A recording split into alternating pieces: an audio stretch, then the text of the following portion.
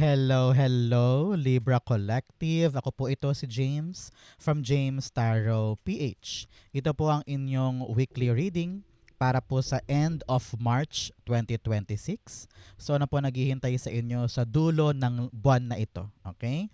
So let's start. Holy Spirit, Spirit Guides, ibigay po natin kay Libra ang mensaheng dapat nilang malaman para sa linggong ito. Inhale and exhale. But first, thank you po ha sa lahat ng mga hindi nag-i-skip ng ads, sa lahat po ng mga likes and comments, sa bawat upload po natin para sa inyo.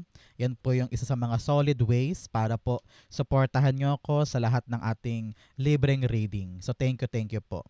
So keep on liking, keep on commenting, and thank you for not skipping the ads. Salamat po. Okay? So, in the background of your reading, meron kang the Ace of Swords. Meron kang dalawang aces, 1 and 1, kasama si Ace of Cups, telling you you're on the right path, you are on the right direction, and you are on the start of a new beginning. Okay, palakpakan muna. Nakita ko dito, Libra, pagpasok mo ng huling linggong ito ng Marso, liliwanag na sa isip mo kung ano yung dapat mong gawin. Siguro, nanggaling ka sa confusion, nanggaling ka sa pagkalito, nanggaling ka sa kasawiang palad, siguro marami kang mga rejection, disappointments, heartbreak, heartache, sinasabi dito sa atin ng Three of Swords at saka ng Ten of Swords. Pero ngayon, makakaasa ka, liliwanag na yung path mo. Magigets mo na kung ano yung dapat mong gawin, saka pupunta, ano yung aasikasuhin mo, malinaw na. At magkakaroon ka ng pambihirang lakas ng loob ngayon para ilaban yan. So congrats on your new beginning. Congrats on your new chapter. Panahon na to para bumawi at makabangon. Okay? Congrats po. Napakaganda ng iyong Ace of Swords. Really, a breakthrough moment. Makakalagpas ka na sa mahirap, makakalagpas ka na sa mabigat, dire-diretso ka na. Okay? Especially in your core energy, meron kang the Queen of Swords. Sabi dito, this is the week na magkakaroon ka na ng solid na desisyon. Okay? Solid decision to move forward. Sabi mo, ayoko nang magstay sa past, ayoko nang sa mga bagay na hindi sigurado, ayoko na ng malabo, ayoko na ng niloloko ako or ginagago ka or iniisahan ka or minamanipulate ka, tapos ka na doon. Now, ready ka nang gamitin itong mga swords na ito para i-cut sa buhay mo yung mga bagay na hindi nakakatulong sa present life at saka sa future. Now, lumiliwanag na ang isip mo sa kung saan mo balak dalhin ang buhay mo. No hang-ups, no playing games, no confusion, ready to fight for something better. Okay? So ngayon, buksan mo ang isip mo, buksan mo ang puso mo sa mga bagong bagay at maging seryoso ka doon. Tumbukin mo talaga, habulin mo, kunin mo, actionan mo. Okay? Clarify natin. Queen of Swords, the Two of Pentacles. Yes, panahon na for you to decide. Okay? Panahon na para mamili, timbangin. Ano ba ang maganda para sa akin? Example, kakahiwalay mo lang. Example, kakaalis mo lang sa work o kakabitaw mo lang sa isang bagay na talagang nakapanakit sa'yo. Panahon to para i-weigh down mo ang iyong mga options. Option A, option B, option C. Alin ba dito ang possible para sa akin? Now na clear na ang mind mo, alam mo na kung anong dapat piliin. Alam mo na kung anong dapat yakapin. And ito yung linggo na magbabago ng kapalaran mo dahil ikaw mismo matapang ka na humakbang. So congrats po. Kaya panahon to ha, Libra, na balansehin mo muna. Nako, Libra ka pa man din. Very justice ka ngayon. Fair-minded, diplomatic, balance, no? So balansehin mo muna lahat before making a decision. At kapag malinaw na sa'yo yung tamang decision, push. Kunin mo, gawin mo. Okay? Very, very good for you. So Libra, ano ba ang wish mo ngayong end of March? Isulat mo na yan para magkatotoo, okay?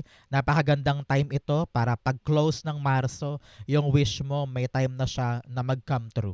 Okay? So comment down below, it will happen for you. In the area of your what you need to focus more, ito po ay Ace of Cups. Puso mo. Both cards are really showing me your heart. No?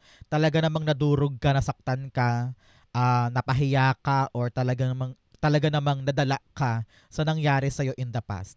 Sa panahon ito for you para buuin ulit ang puso mo. Buuin ulit ang damdamin mo tungkol sa isang bagay na sobrang nakapanakit sa'yo.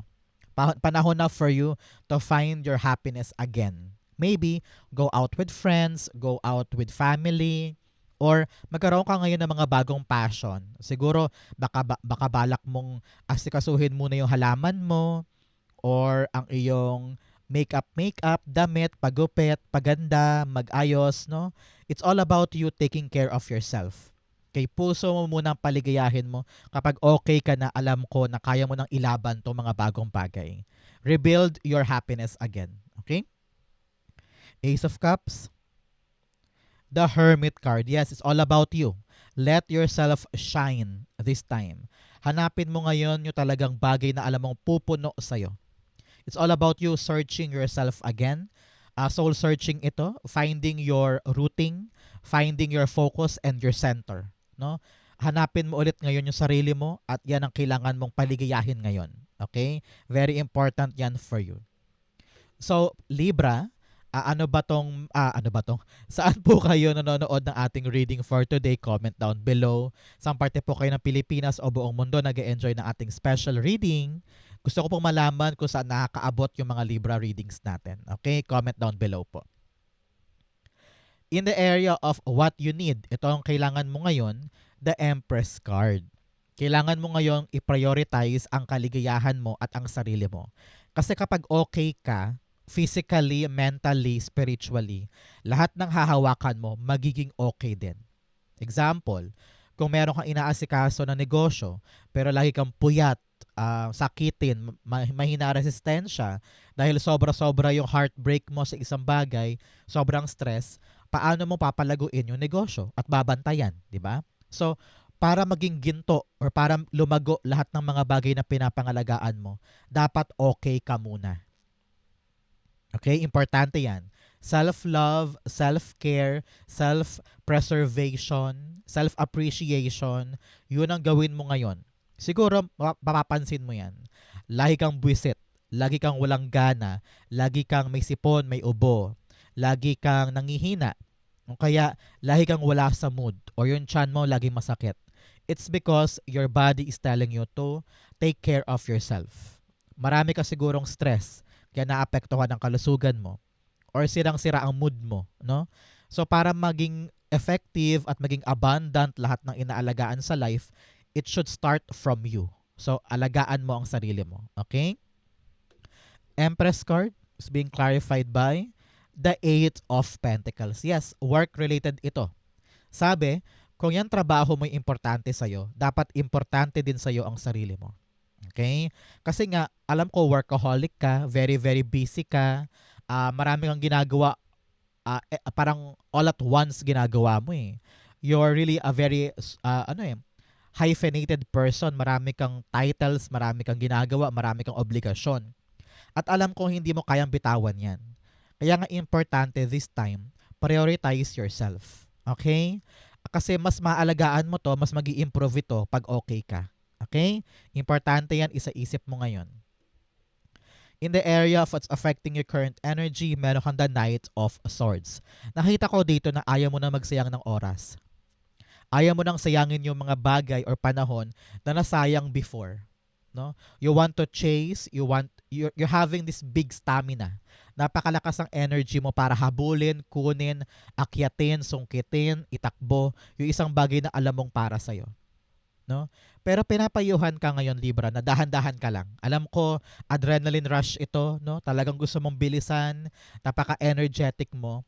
Pero along the way, paalala sa'yo, baka mamaya meron kang makaligtaan na proseso or meron kang detalye na hindi mo nabasa or hindi mo nakita na kailangan mo munang aksyonan. Parang ganyan. So, para hindi magkaroon ng malaking aberya or malaking komplikasyon in the future, dahan-dahan lang.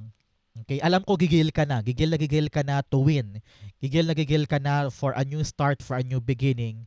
Pero sa sobrang gigil mo, baka dyan manggaling yung aberya, di ba? So relax ka lang. Daanan mo lang, one step at a time lang tayo, dahan-dahan lang tayo. Darating ka pa rin naman doon. Kaya nga importante, balansehin mo muna. Paliwanagin mo muna ang isip mo para bawat hakbang, bawat desisyon ay tama. Okay? Importante yan for you. Knight of Swords, the King of Pentacles. Yes, kasi kitang-kita mo na alam mo na itong bagong pupuntahan mo, itong bagong gagawin mo, or itong bagong taong ito is someone or something at talaga namang permanente. Talaga namang, alam mo yun, kapit na kapit, secured. Long term. Hindi ka, walang doubts dito Malinaw sa iyo na itong ipaperso mo, itong tao o bagay na ito, ay talaga namang alam mong promising.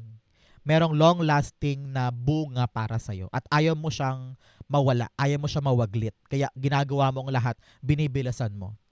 Kaya nga payo sa'yo, huwag magmamadali. Kasi baka lalo itong mawala pag minadali mo. Okay? So relax ka lang dyan, work little by little, paunti-unti, kayang-kaya mo yang mabuo in that process. Nakita ko dito, wala kang excuse to rush things. Okay? Asa isip mo lang lahat ng pagmamadali na yan. Ngayon, kailangan dito gradual lang. Okay? In your near future, meron kang the Two of Wands. Yes, in the near future, hahakbang ka na sa mga bagong bagay. Nakita ko dito, natimbang mo na with Two of Pentacles. Meron ka palang 2-2. So, 2 and 2 is really alignment. No, naka-align ka sa higher self mo, naka-align ka sa pinapagawa sa iyo ni heaven, no? So ito ay destiny. Ito ay nakatadhana, ito ay nakatakda para sa iyo. So do not worry. Everything is working out based on your destiny. Okay? So, in the near future, ang tabayanan mo 2 days, 2 weeks, or 2 months, gagawin mo na talaga itong bunga ng iyong desisyon. Ready ka na humakbang? Baka mamaya babiyahe ka pa to other country, to a different job, to a different place. Baka career change ito or lilipat ka ng ibang territory. Talagang may movement, may paggalaw, may transferring, merong pagbabago. So, nakita ko dito na in the near future, liliwanag sa'yo at malakas na ang confidence mo na ituloy yung bagong plano for growth, for expansion, for something new. Congrats po. Okay? Two of Swords rather, is being clarified by the Ace of Swords. Yes. 1-1-1 talaga to. You're on the right path. Nasa tamang direksyon ka. Nasa tamang landas ka. Okay? So, dito klarong-klaro talaga ang plano. Malinaw na at handa mo siyang ipanalo. Handa mo na siyang itawid. You're really onto this game of panalo.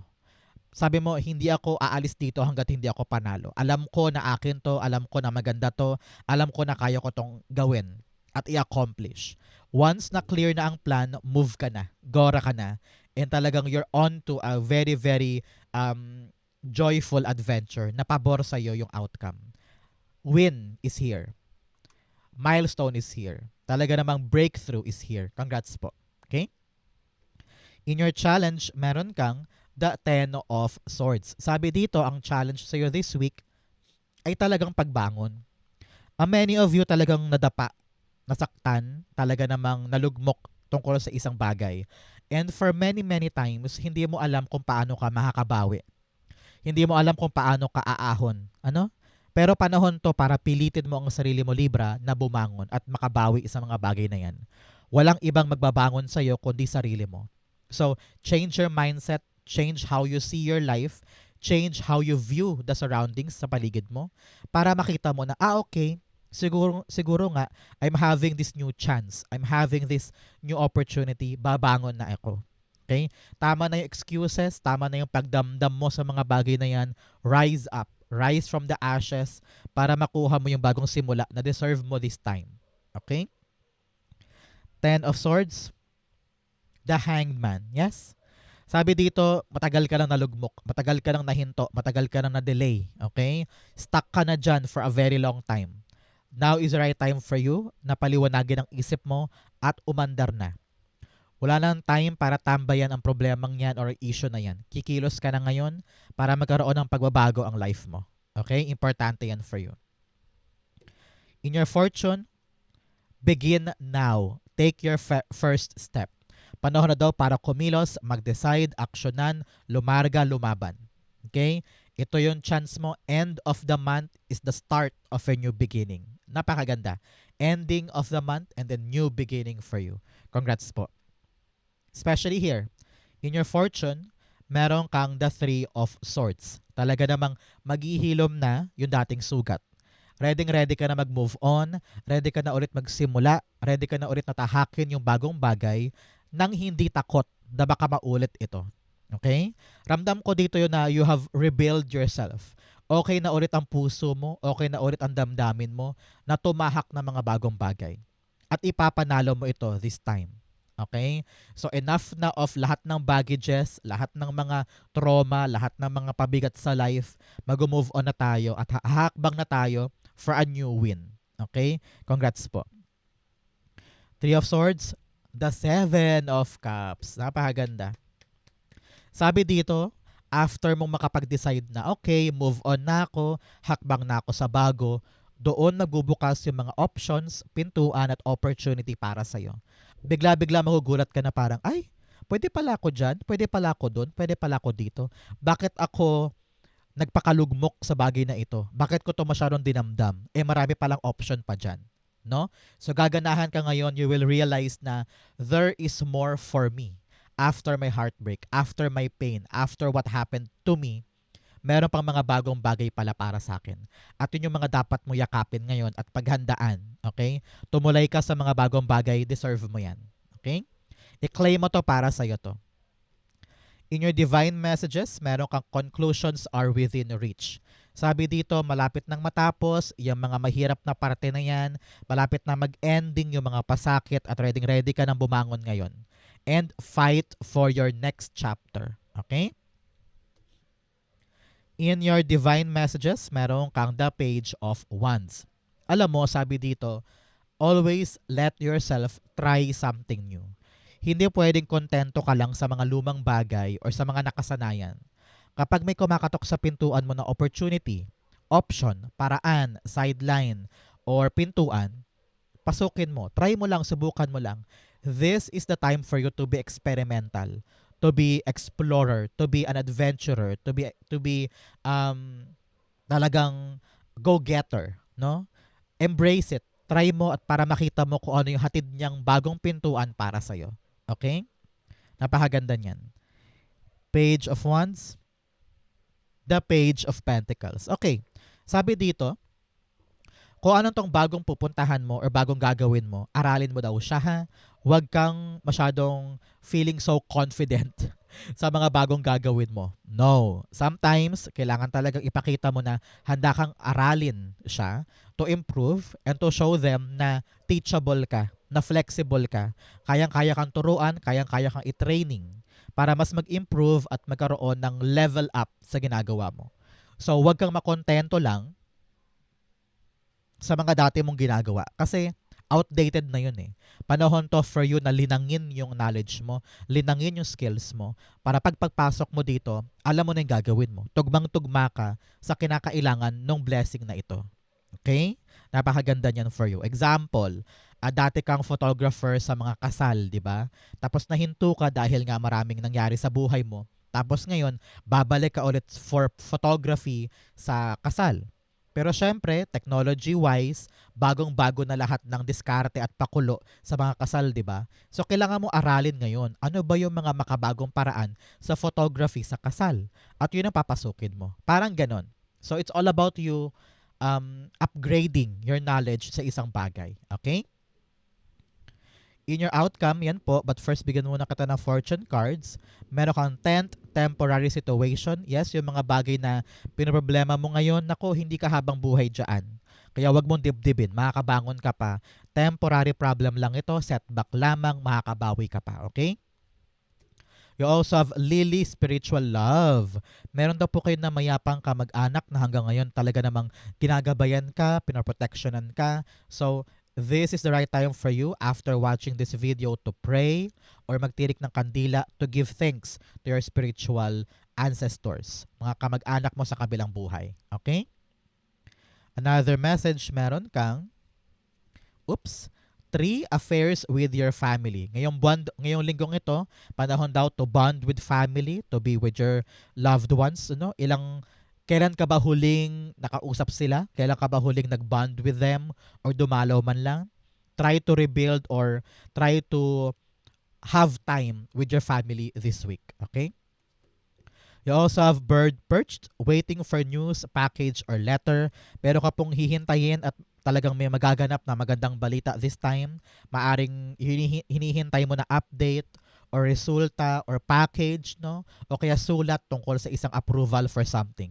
Congrats po, it will come to you this time. I-claim mo to, it will be yours. Ang outcome ni Libra for the rest of March or dulong-dulo ng March, you have the 10 of Cups. Wow. Meron kang 10 here telling you ending talaga of tough cycle, ending of a problem, ending of hardship para sa pamilya. Talagang meron kang affairs with your family. Kaya sobrang saya ninyo, nakalagpas na kayo sa isang issue. Meron pong family wish na maaprubahan this week. Example, approve na yung visa, yung bahay kunyari, kompleto na yung utang, or nabawi ni nakasanglang property, o kaya yung anak mo, narinig mo, cum laude, or gagraduate na, no? There's this happy family news na darating po para sa inyo. Talagang matagumpay ito sa lahat ng pinaghirapan ninyo. Congrats po. Okay? 10 of Cups. The Ace of Wands. New life, new beginning. Nakita ko dito, merong Libra dyan, lilipat ng bagong bahay, lilipat ng bagong property, or mag-i-start ka ng bagong trabaho na labis-labis mong ikakasaya dahil solve na yung mga pampamilyang issue or pampamilyang kinakailangan. Example, yung job na ito ang pupuno sa lahat ng bills, sa lahat ng utang. Talagang relax na yung family. Kung ano naman tong bagong simula na ito, yakapin mo ha, because it will lead you to really a happy, peaceful family life. Okay? Congrats po. So Libra, yan po ang inyong end of March reading. Saan po kayo nakaresonate? Comment lang po kayo sa baba, babasahin ko po yan. Thank you Holy Spirit, Spirit Guides for the clarity and messages na dapat malaman ng mga Libra today. Thank you po for watching hanggang dulo. I love you. This has been James for James Taro PH. God bless everybody.